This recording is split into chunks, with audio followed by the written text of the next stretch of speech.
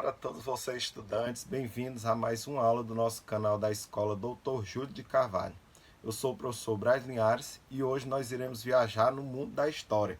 Para abrirmos essa série de histórias que valem a pena ser conferidas, nós vamos aprender um pouco mais sobre as características gerais de uma das culturas, uma das civilizações mais importantes, mais destacadas e lembradas do mundo antigo.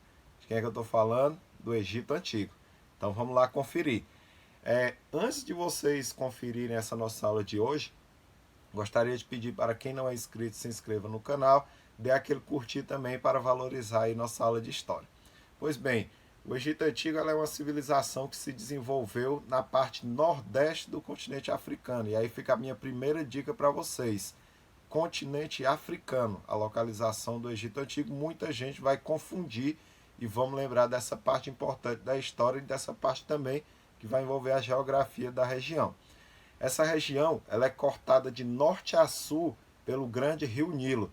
Então todo o Egito ele vai se estender a partir das margens do rio Nilo.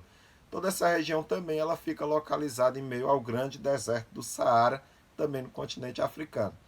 Pois bem, assim como a região da Mesopotâmia, o Egito Antigo ele vai integrar uma área chamada de crescente fértil.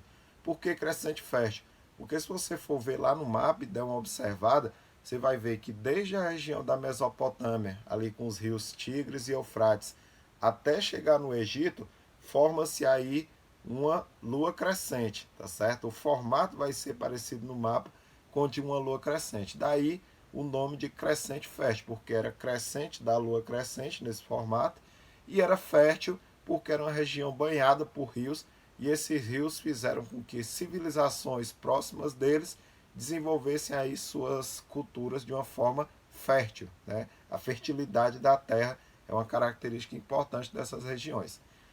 O rio Nilo, que é esse rio que vai cortar toda a extensão do Egito, ele vai abastecer toda essa região. Ele é também o rio que possibilitou o desenvolvimento, o crescimento dessa civilização egípcia. Então, é de uma importância tremenda que a gente destaque o rio Nilo nessa civilização. É tanto que Heródoto, que não é nada mais, nada menos considerado o pai da história, vai dizer que o grande rio Nilo é uma dádiva do Egito, ou seja, é algo divino, é algo que veio só para contribuir. Quais são esses benefícios do rio Nilo para essa população? Primeiramente, óbvio, né, a água para consumo. Então, essa água para consumo não só dos seres humanos, dos habitantes daquele local, mas também para consumo dos animais, o que é muito importante. A pesca, que é o alimento da região, um dos grandes pontos alimentares da região, vai vir da pesca, do consumo dos peixes. O transporte, né, o meio de transporte, as embarcações daquela região eram todas traçadas aí o seu curso por toda a extensão do Rio Nilo. Então, comercializações, por exemplo, eram feitas através do curso do Rio Nilo e, logicamente, a prática da agricultura. Né? Talvez um dos papéis de mais destaque do Rio Nilo é a prática da agricultura com os sistemas de irrigação desenvolvidos pelos antigos egípcios e com a utilização das cheias e das secas como período de fertilização e colheita. Pois bem, o Egito ele não era só o rio Nilo, tá certo? Ele também era uma sociedade muito bem organizada, e é isso que a gente vai ver agora. Essa sociedade egípcia, ela vivia de uma forma tão organizada e a divisão social, a divisão de trabalho era muito rígida. Ou seja, as pessoas elas tinham que fazer as obrigações, as tarefas, de acordo com a sua posição social. Então, a tarefa que era feita, que era realizada pelas pessoas, definia também a sua posição social na camada social do Egito Antigo. O faraó ele estava lá no topo, era o mais importante. Ele ocupava o topo dessa pirâmide social, vamos dizer assim. A pirâmide social do Egito Antigo ela vai ser distribuída da seguinte maneira. Vamos dar uma estudada para a gente entender melhor. No topo está o faraó, como eu havia falado a vocês, aquele que dominava, aquele que governava todos. Logo abaixo dele vinham os nobres e os sacerdotes. Os nobres, aqueles que possuíam poder financeiro. Sacerdotes que possuíam, além do conhecimento religioso, também uma proximidade muito grande com o faraó, devido ao caráter religioso. Os soldados vinham logo abaixo, os militares, eles geralmente tiveram um papel muito importante, principalmente nas expansões do Egito. Então, quando o Egito vai se expandir para outras regiões, ele precisa dos militares para que pudesse conquistar essas terras. E esses militares lutavam em troca de terras para si, algumas riquezas também para si e sua família. Logo abaixo vem os escribas. Os escribas eram funcionários do governo que estavam diretamente relacionados com o faraó. Então, eram pessoas que tinham muita influência na sociedade. Eles faziam as organizações de impostos, né, de cobranças, de cálculos. Eles detinham do conhecimento cognitivo muito importante, né, de leitura, de escrita de leis, por exemplo. Então, os escribas tinham essa função.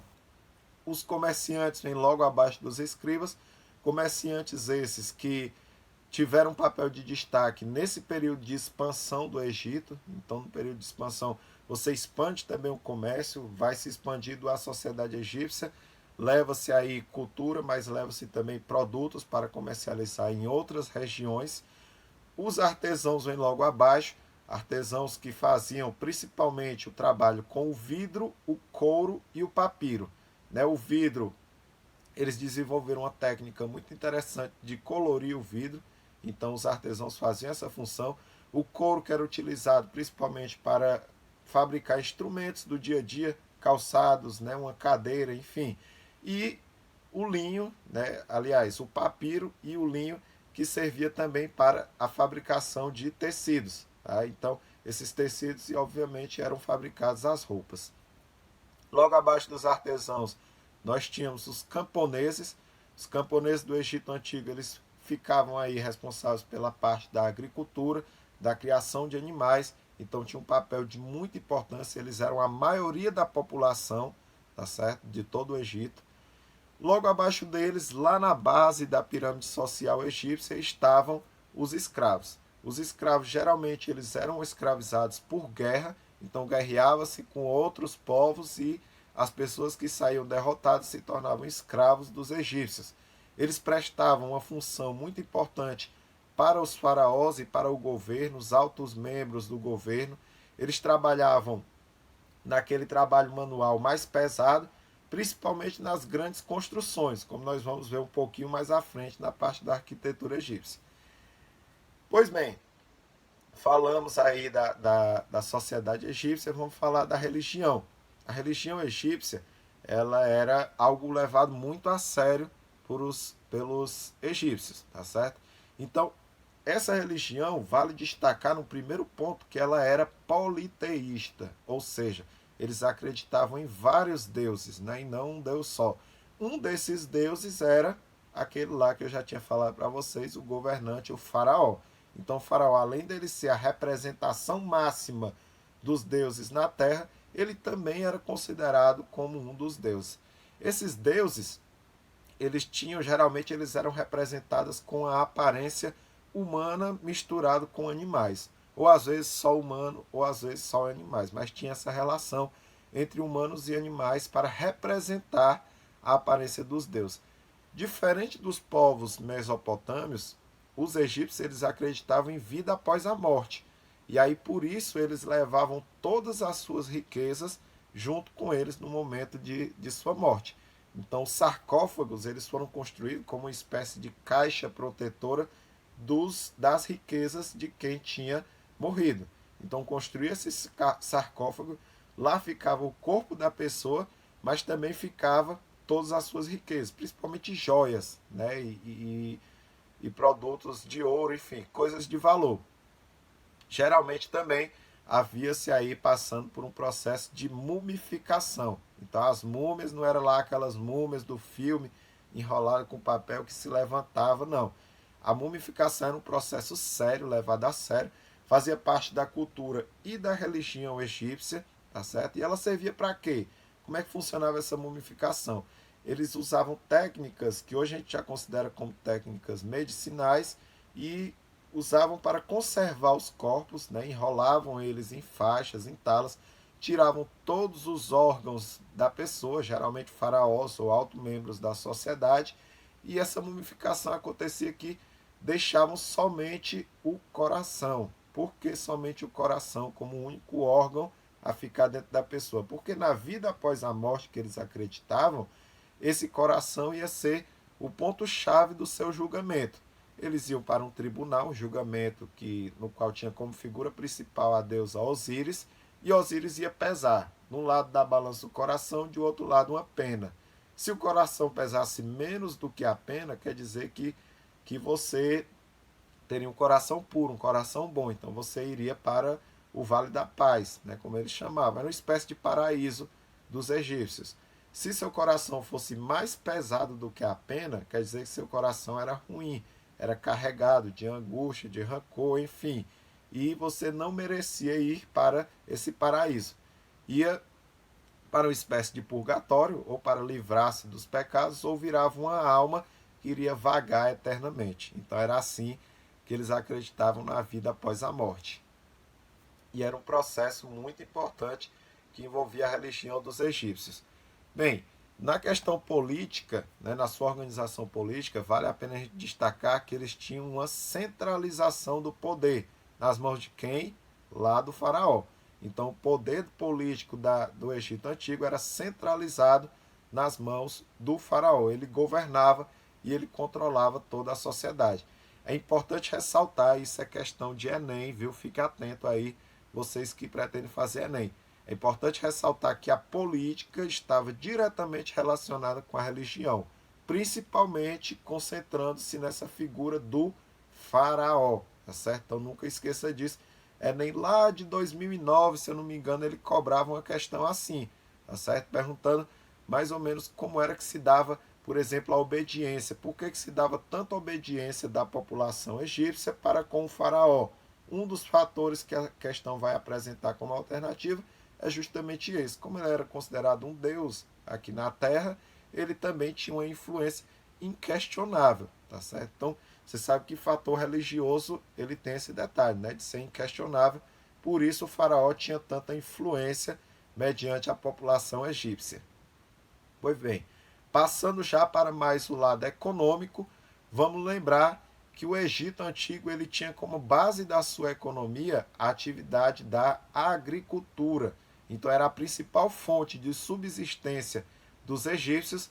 Essa prática ela é realizada sempre, como eu falei lá no início, às margens do rio Nilo, tá certo? Então, quando tinha um período de cheia, eles não plantavam, mas quando a água ela voltava, aquela região que tinha ficado por muito tempo submersa, ela acabava servindo para o plantio, porque ela era fértil, ela era rica, ela possuía material orgânico e ainda era úmida, então era ideal para o plantio.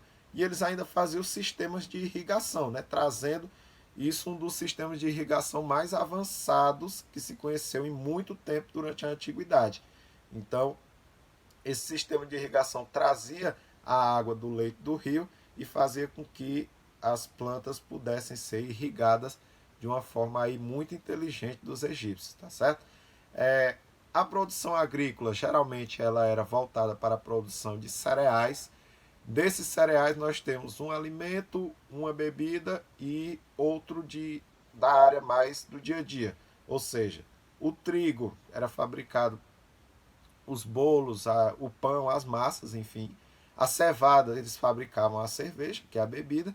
E o linho geralmente era utilizado para fabricar o tecido, que consequentemente fabricava-se aí as suas vestimentas, as suas roupas, certo? Também na questão econômica nós temos aí a criação de animais. Na grande maioria deles eram gado, mas também a gente tinha a cabra, os carneiros, as ovelhas. Desses animais era aproveitado tudo, tá certo? Então aproveitava-se a carne para consumo, aproveitava-se o leite também, a lã para ser feita aí a confecção de roupas e o couro para a confecção de instrumentos do dia a dia, né? Calçados, enfim, cadeiras, né? E tudo mais. Outro ponto que é importante destacar da cultura egípcia é a sua arquitetura. Eles construíram grandes templos e principalmente as pirâmides. Na maioria das vezes, essa arquitetura era financiada, era administrada pelos faraós, que é quem detinha o grande poder político, social e econômico e religioso. Alguns sacerdotes que eram bem-sucedidos também financiavam a construção de algumas pirâmides. Então não era exclusivo para os faraós. As pirâmides, pessoal, vale ressaltar que ela tinha um caráter religioso, mas elas também demonstravam o poder do faraó mediante as outras civilizações. Então isso era um ponto importante que a gente precisa destacar bem. Elas eram construídas com base na mão de obra escrava, que carregava e colocava de maneira encaixada gigantes e gigantescos blocos de pedra, né? E aí um por cima do outro ia formar aqueles monumentos que são as pirâmides. A escrita egípcia ela também merece muito destaque na história e na cultura dos egípcios, porque a hieroglífica, né, essa escrita hieroglífica, ela era uma grafia que os seus símbolos representavam, além de letras, como o nosso alfabeto, também representavam ideias e sons. Então, um símbolo ele não precisava representar, através de vários símbolos, uma ideia, né? Um símbolo só representava essas ideias ou esses sons. Então, isso é de um destaque muito grande dentro da história dos egípcios. Eu vou deixar para vocês também uma dica de aplicativo que vocês podem explorar os pontos turísticos do Egito. Around Egypt é um aplicativo que, traduzindo aí, seria ao redor do Egito. É uma verdadeira experiência virtual, né, de uma realidade virtual. Você explora os pontos turísticos através de uma fotografia 360 graus. Tá? E aí vai na lista ter museus, templos, as pirâmides, que a gente já falou hoje, também algumas cidades importantes do Egito Antigo, como Alexandria, Cairo, enfim. E é isso, pessoal. Eu espero que vocês tenham aí também se fascinado com a história do Egito, né? Toda essa história, essa trajetória fascinante dos antigos egípcios fazem com que a gente se estimule mais a estudar a história. Nossa história de hoje vai ficando por aqui. Eu agradeço a todos vocês e até a próxima.